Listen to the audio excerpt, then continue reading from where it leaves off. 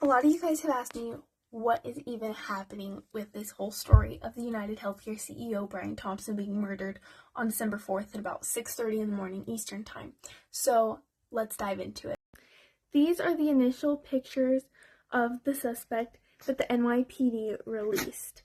And if you look closer, you see this guy. And this guy is the assassin. There is a video going around with the whole thing. It's blurred, but it is still graphic, and you pretty much find that anywhere. X is where I found it. And this whole thing isn't even that surprising because, look, they already knew that there were threats on his life. So what is going on here? Why is the whole world freaking out over this murder? The next day, the Crime Stoppers updated their post with this picture. And you know the internet, it did not take them long to figure out who this was. Once the New York Crime Stoppers posted that they were looking for this guy, everyone became an FBI detective. And he was very quickly identified as Luigi Mangione, who we all know to be the whole suspect in this case. Now, it goes even further than that. Everyone very quickly pointed out that this is not the same guy. What are they saying?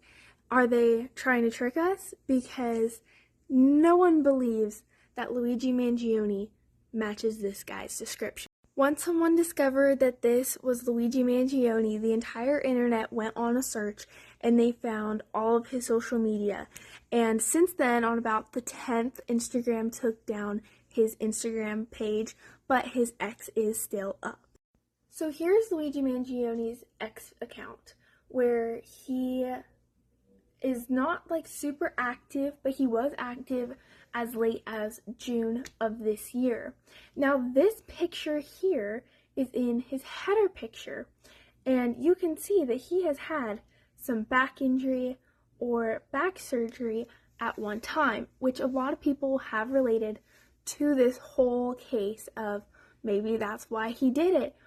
But new evidence has surfaced about all that, and we'll get into it. So if we fast forward to December 9th, Luigi Mangione was arrested as a person of interest. So we don't know what all has been said after that point regarding Luigi. There is a lot of speculation, but he was able to make a statement of his own following his arrest. Let's check. So we're skipping ahead a little bit, and on December 11th, Luigi Mangione said this. Down. Luigi, has been completely out of touch, and an insult to the intelligence of the American people and its lived experience.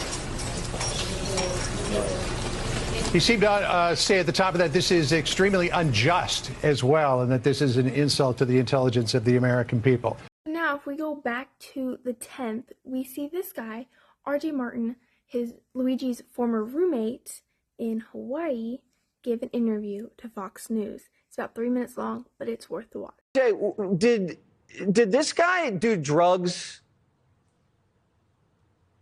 Absolutely none that I was aware of. We were roommates for about 6 months at Surf Break Co-Living. And the entire time that he lived at Surf Break, he was a great community member. He kind of followed by our values and our ethics to leave things better than you found them. He was always contributing, taking care of other people. And even after he moved out, he came and hung out and contributed to the community, spearheaded a book club. He and I became closer friends, working out, going to yoga classes, playing volleyball. He's the kind of guy who was doing his best to take care of himself despite having some severe back pain and a severe issue. So he had the back pain, but was doing yoga and volleyball and messing around like that. Was this affecting his sex life? So he was athletic as long as he could be. I know there were days and perhaps even a week at a time where he was bedridden. So he was doing what he could when he could. I couldn't comment about his sex life or, any of our roommates' sex life, just out of respect for their privacy. I totally understand. So did he ever mention anything about the Unabomber or any other radical ideas? So I mentioned one of the great ways he contributed to the surf break community was by spearheading a book club. And he presented a bunch of interesting books to read. I think we started with Outliers by Malcolm Gladwell, and a few texts in. I actually proposed that we read, it's kind of half joke, but read the Unabomber Manifesto. I always wanted to read it, but never got around to it. So that was my suggestion. We had a normal discussion, debate around it. Nothing that stood out at the time, no anger, no a special affinity towards it, just, thought-provoking discussion. You suggested reading Ted Kaczynski's book. Why? Why were you interested in that?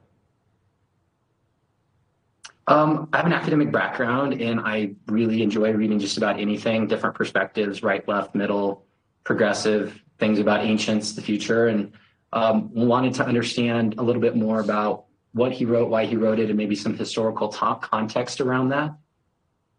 Okay, there's a lot of academic books. That's just interesting that tickled your fancy. Did you turn him on to the Unabomber? It sounds like it. I wouldn't say I turned him on to it, but it was my selection for our book club. Okay, because the manifesto that we got our hands on cites that quite often. Do you feel strange now that this guy who you lived 6 months with has now been picked up on murder charges? I feel strange because he was a great friend, and I would consider him, a close friend, and that somebody who would assassinate somebody is completely incompatible with the person that I lived with, the person that I cooked meals with, the person that, was part of book club and other activities with. It's like two completely different human beings.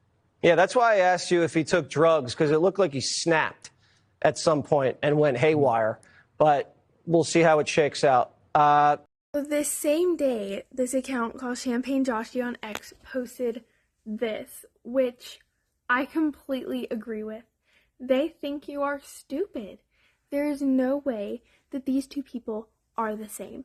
So that leads you to wondering, what is even happening, and why are they telling us all this if it's so clearly not true? Now, some people are posting things like this and saying, are they the same person? But yes, they are. This is the picture of Luigi Mangione checking in or out of the hostel he stayed in New York. And this is Luigi Mangione. However, this was not the initial picture of the suspect in the shooting, and it has been widely debunked as not the shooter. So then, on the 11th, the same day that video came out about Luigi screaming to the media that this is unjust, it came out that his fingerprints matched those from the scene per CNN. Now, we don't know how true this is because there's 1,000 different ways his fingerprints could have been there. And, I mean, what if he was staying with someone at the hostel where it was said that the assassin stayed at a hostel? He could have stayed at the same hostel. You're staying with a lot of other people. They could have stayed together. He could have taken something, trying to frame someone. You really don't know. Is Luigi being framed? Is this a setup? Or is this all part of the plan? Is he a decoy? Who knows? Then just yesterday it came out that he was not a United Healthcare customer. So all those claims about Luigi's back injury being linked to all of this and being his reason why, they're not true. There's no way that is why. Maybe it was for a family member. There are those claims as well, but it wasn't for himself. So we have to get down to why then, if it even was Luigi. All of this just further backs my claim and multiple others on the internet that there's no way that these two are the same. What was his reason why? Because it doesn't seem to be because of a health injury or his beef with the healthcare industry. So these people aren't the same guy. So who is this guy, and why aren't we focused on finding him? And as Shadow of Ezra points out on X, Luigi had it all. He was an heir to a prominent resort chain. He came from a wealthy family. He had no criminal record. He went to a well-respected school. He was valedictorian of his high school. Why would he do any of this? So now you have to ask, what's the why? If he had it all, then why would he kill someone? The dots just aren't connecting here.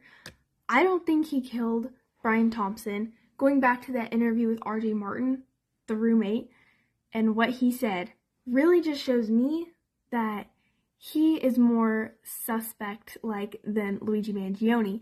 And I'm not putting any blame on this. I'm not saying that one of them did it or didn't do it, but I'm just saying Luigi surely doesn't look like the suspect. See, I'm not the only one that thinks this. This is just suspicious. I don't know if RJ did it, didn't do it, knew about it or not. I don't know if Luigi did it or didn't do it.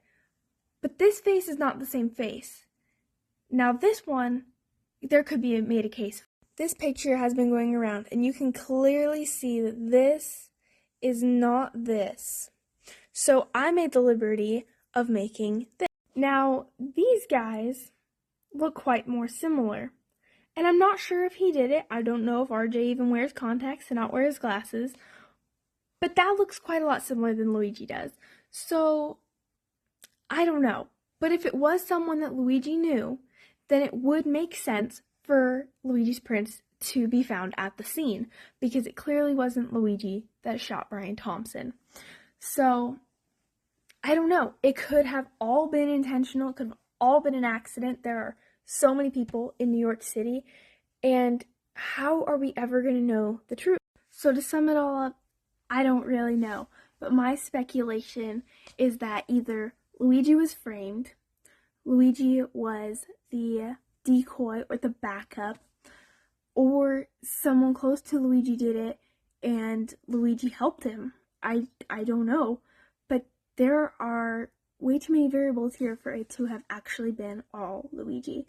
And remember, if you can go and find this on X, the assassin was on the phone around the time of the murder. So, we already had suspicions he wasn't working alone. Let me know what you guys think, and if you have any other crazy speculations like myself. This is all just my opinion on the information that I've seen, but I would love to hear y'all's take.